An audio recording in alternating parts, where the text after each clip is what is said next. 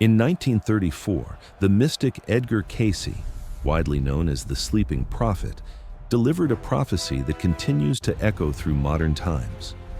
In his trance-like visions, Cayce spoke of a future builder, a man of extraordinary ambition who would rise not through conquest or royal lineage, but through the will of ordinary people. This figure, he said, would embody the spirit of the age, confident, visionary, and determined to leave a lasting mark upon the world. His success would be built not on war, but on influence, charisma, and the promise of renewal. Cayce described this leader as a master builder of towers, both literal and symbolic. His achievements would dazzle the world, yet beneath the surface, the foundation of his empire would rest on unstable ground.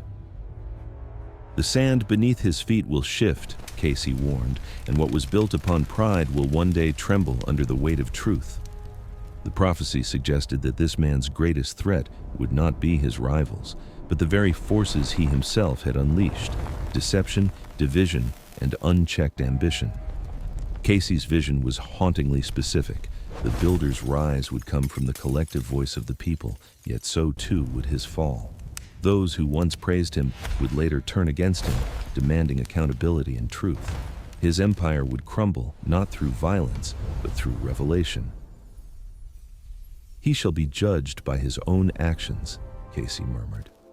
Many see in these words a reflection of modern events, a warning that power gained through charisma and pride is always temporary. Cayce's prophecy of the builder was less about one man and more about humanity itself. The eternal cycle of rise and fall, of ambition tested by truth, and the inevitable reckoning that follows when illusion collapses before awakening. Edgar Cayce's vision of the builder painted a vivid image of a merchant king, a man whose empire gleamed with gold and fire, symbols of both prosperity and danger.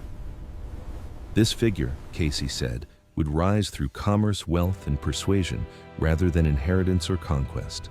His towers would pierce the sky, testaments to human ambition and the illusion of permanence. Yet beneath the grandeur, Cayce perceived instability, a foundation built not on integrity, but on pride, illusion, and self-interest. In his trance, Cayce described this leader as one who captivated the hearts of millions, promising restoration and greatness. To some, he would appear as a visionary, to others, a manipulator.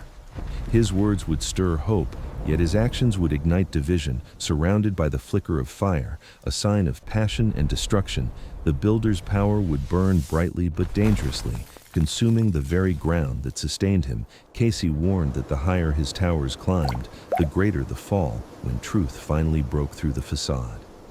The prophecy's imagery resonates deeply in modern times. Many interpret the merchant king as a symbolic reflection of figures like Donald Trump, a man who rose from wealth and business into the realm of politics, building both literal and ideological towers. Like Cayce's builder, he drew strength from the people's voice, yet also faced the weight of his own creation, division, scrutiny, and the eventual collapse of public trust. Cayce's message was timeless, a reminder that material triumphs without spiritual grounding are destined to crumble. The builder's story, far beyond any single man, reveals an enduring truth, that every empire built on ego and illusion must one day confront the purifying light of truth and the humbling power of consequence. After the fall of the builder, Edgar Cayce's vision turned toward hope, the emergence of a new kind of leader he called the mender. Unlike the ambitious merchant king who sought power through pride and persuasion, this figure would rise quietly from the shadows of collapse.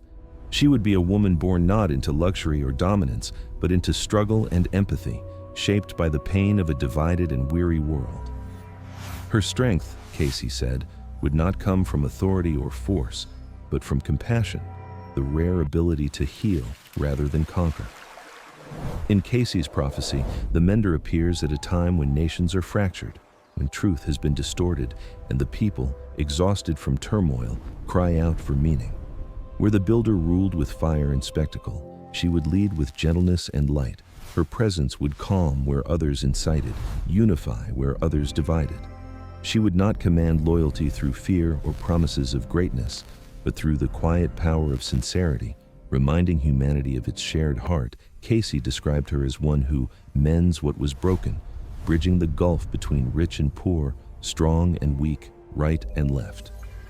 The mender's influence would begin not in palaces or halls of power, but in the hearts of ordinary people, the forgotten, the wounded, the hopeful. Her gift would be restoration, teaching humanity to trust again, to listen again, and to see beyond the illusions that once deceived them. To Cayce, the rise of the mender signaled a turning point, a shift from the age of ambition to the age of empathy. Through her, the world would begin to remember that true leadership is not about domination, but healing, not about glory, but grace. She would become the living symbol of renewal after the ruin.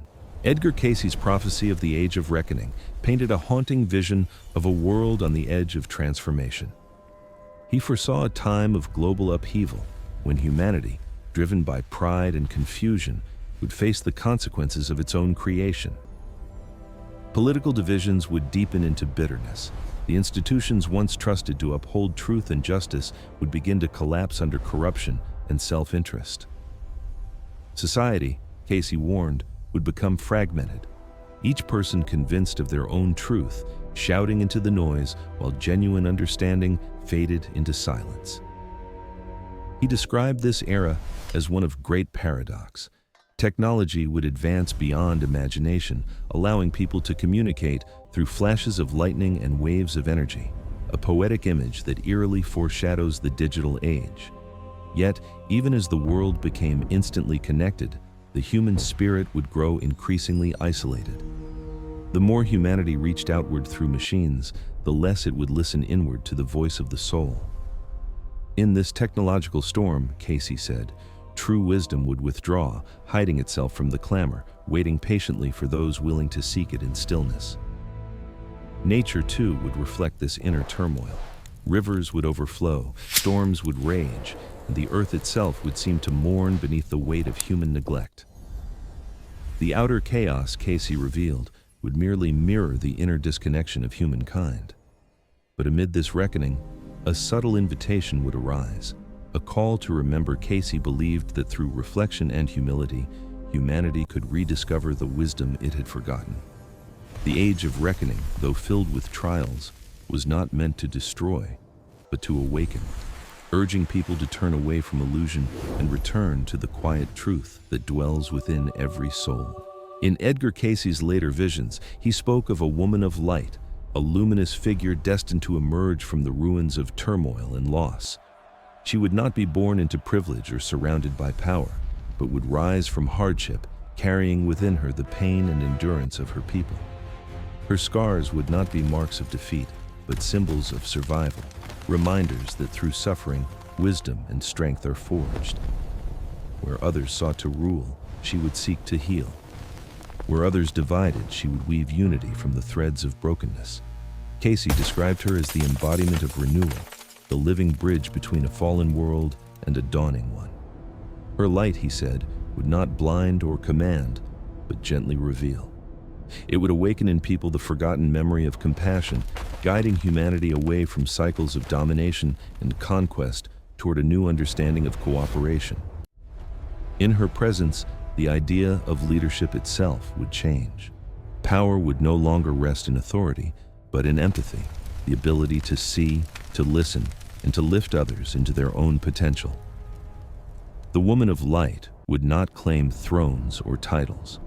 Her influence would spread quietly through actions of kindness, courage, and truth.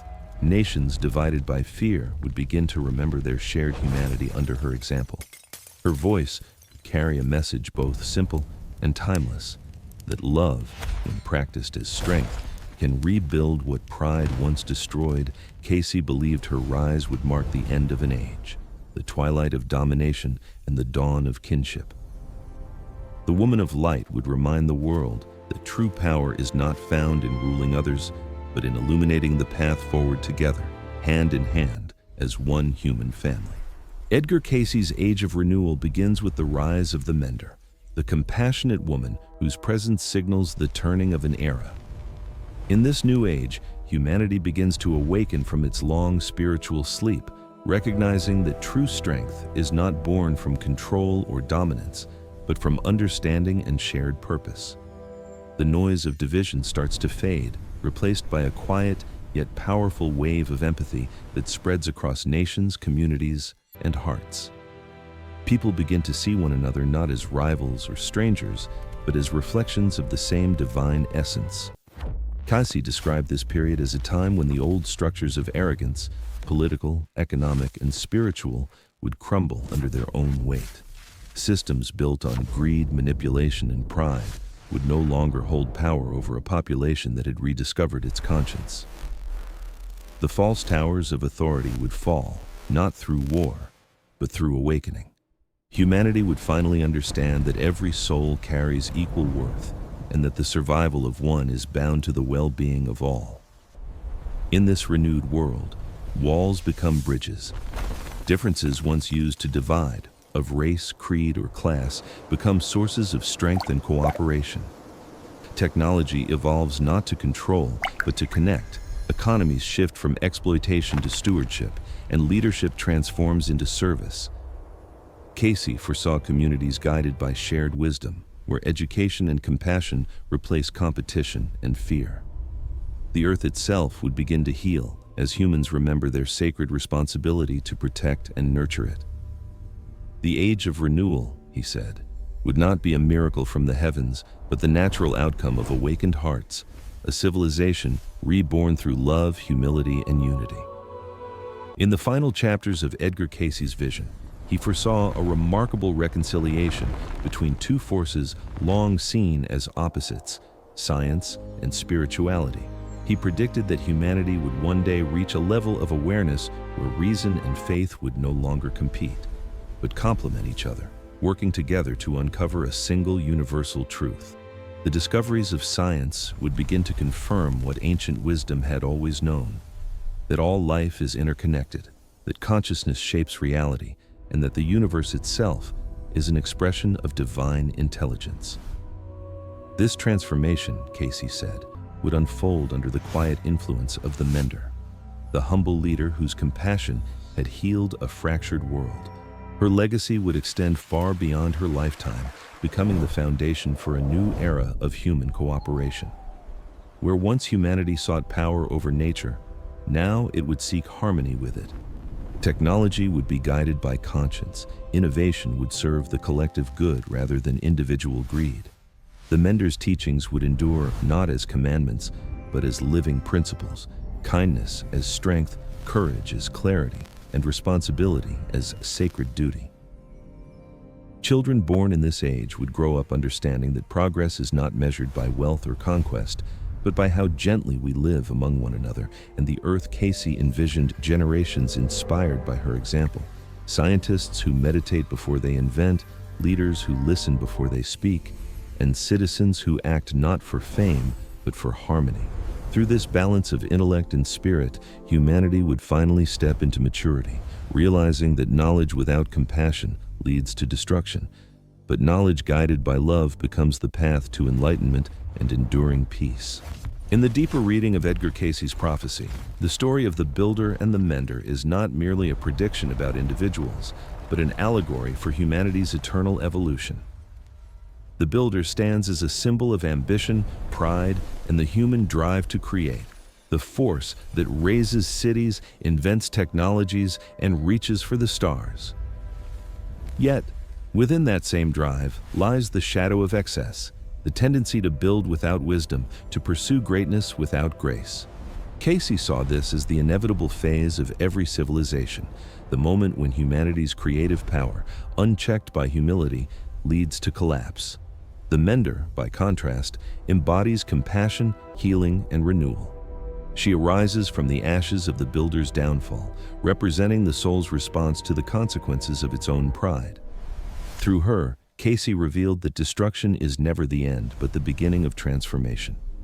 The mender's role is to restore what ambition fractured, to remind humanity that progress without empathy becomes hollow, and that true strength comes from the heart's capacity to care, not the mind's hunger to control. Together, the builder and the mender form a sacred cycle, the rhythm of rise and fall, of learning and awakening. Their dance mirrors the pulse of history itself, creation followed by correction, pride followed by wisdom. Cayce's prophecy, therefore, becomes a timeless lesson, not a warning of doom, but an invitation to balance humanity's destiny, he implied. Depends on uniting the builder's vision with the mender's compassion so that our creations serve life rather than dominate it. In that harmony between ambition and humility, Cayce saw the blueprint for a truly enlightened world, one reborn through understanding, love, and balance. Edgar Cayce's Crossroads prophecy speaks directly to our time, an age of uncertainty and awakening. He described a moment when humanity would stand at a decisive threshold, faced with a choice that would determine the course of the future. This turning point, he said, would not arrive through a single cataclysm or global event, but through the quiet accumulation of countless individual decisions. Each person, not governments or rulers, would carry the true weight of destiny. The question before humanity would be simple yet profound: to act from fear or from love, to divide further or to heal. Cayce warned that waiting for leaders to save the world would only prolong its suffering. Real transformation, he taught, begins within, in the heart of every individual willing to live with integrity and compassion.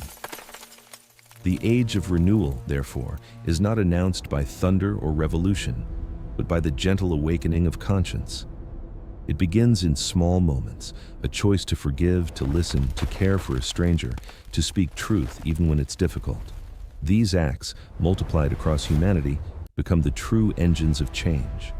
He envisioned this era as a crossroads between two paths, one leading toward conflict and spiritual decay, the other toward unity and rebirth. The direction of the world, Cayce said, depends on the inner alignment of its people. In this light, the age of renewal is already here, unfolding quietly through those who choose empathy over ego, connection over isolation. Cayce's prophecy reminds us that destiny is not written in the stars, but shaped by the human heart, and that every small act of kindness becomes a step toward the world's transformation and the dawn of a more compassionate age. The closing message of Edgar Cayce's prophecy serves as both a reflection and a call to action. It reminds us that renewal is not a faraway promise waiting to descend from the heavens, but a living process unfolding here and now, in the choices we make, in the compassion we show, and in the truth we are willing to live by. Cayce's vision was never meant to inspire fear or passive hope. It was a reminder that every soul carries the power to participate in humanity's rebirth. He taught that great transformations rarely begin with grand gestures or dramatic signs, but with quiet acts of empathy. The simple willingness to understand another's pain, to listen with sincerity, and to act with integrity when no one is watching. Renewal, in this sense, is not an event, but a way of being. It grows in everyday moments, when truth is chosen over convenience, when forgiveness replaces resentment, when cooperation triumphs over competition. Cayce's message urges us to see that the future is not predetermined by prophecy, but shaped by consciousness. Each thought, each action, each word becomes a thread in the tapestry of the world we are weaving together. The age of renewal, then, is not coming. It is becoming through us. To reflect on Cayce's teaching is to recognize that humanity's healing begins in the heart of each individual. When empathy guides our choices, truth shapes our dialogue, and love defines our purpose. The renewal he foresaw ceases to be a vision of tomorrow. It becomes the reality of today. In this awakening, every act of kindness becomes sacred, and every human connection becomes a step toward the world's collective rebirth.